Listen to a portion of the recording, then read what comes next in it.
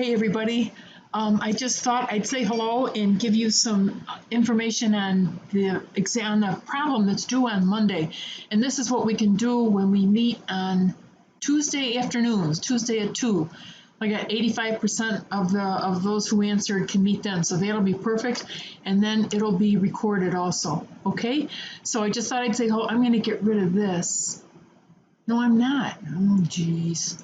Okay, I'm just here. So let's go through this problem. This is the Nordic Travel one here, and they give you assets and liabilities and revenue and expenses and capital. And until you've done one of these, you don't really realize where the accounts go, all right?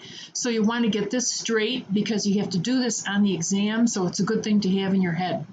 And within the paragraph, they tell you that the owner beginning balance in capital was $670,000. Okay, that was the beginning balance, and hold on one second. And let's see, and that he withdrew $42,000, and then all the rest is mixed up down here in a table. All right, so you need to know where it is, and we want to pay attention. We want to pay attention to this, the 670 and the 42. Okay, we know those are in there, and then we've got the rest. Okay, so we have accounts payable, accounts receivable, cash, fees earned, land, etc. So we've got balance sheet accounts, assets and liabilities, and we also have revenue with the fees earned. We've got expenses here. Anything that ends in the word expense is an expense. Now, when you do financial statements, what you have to do is you've got to do them in order.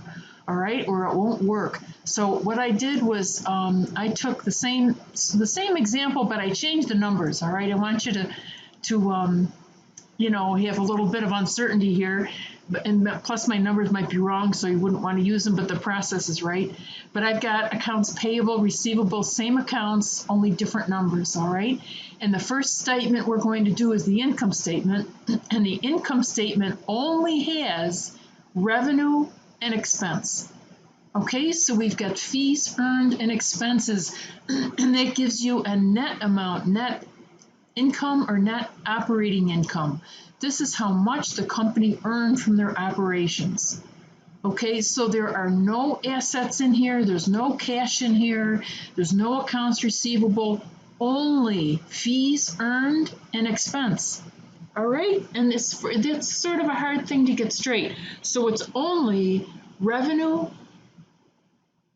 oh brother, that looks terrible, doesn't it? Minus expense. Okay, and that'll give us net income.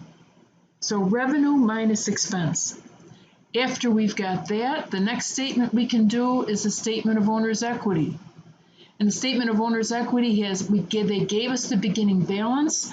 We're going to take this net income and pull it right down here.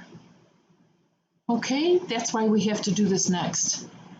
All right, so there's my beginning balance plus net income gives me 1366 minus withdrawals. Subtract back gives us an ending balance of 1324. And notice with each statement we've got a dollar sign in front of the first number and in front of the last, and a double underscore when a number doesn't go any further. Okay, so now that we've got the income statement and the statement of owner's equity done, we can do the balance sheet.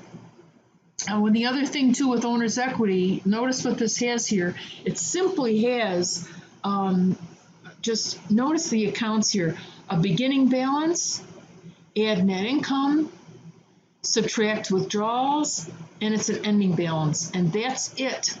Okay, so just 4 items. It's all that's there. So when you think about a statement of owner's equity, think 4. Okay, and then with the balance sheet, we've got assets, liabilities, and equity.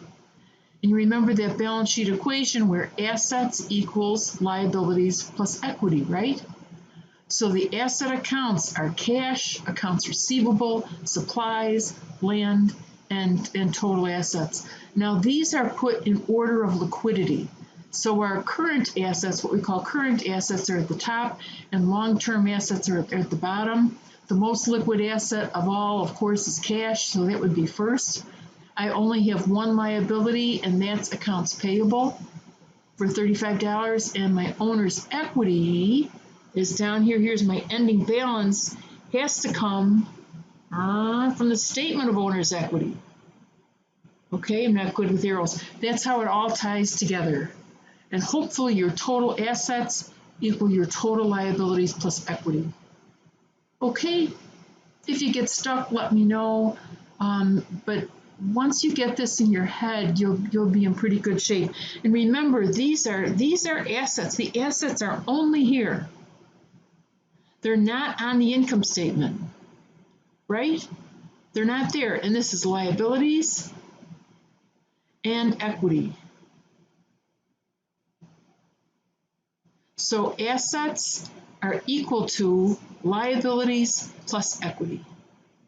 Okay, and when you think about the balance sheet, it's because it's in balance.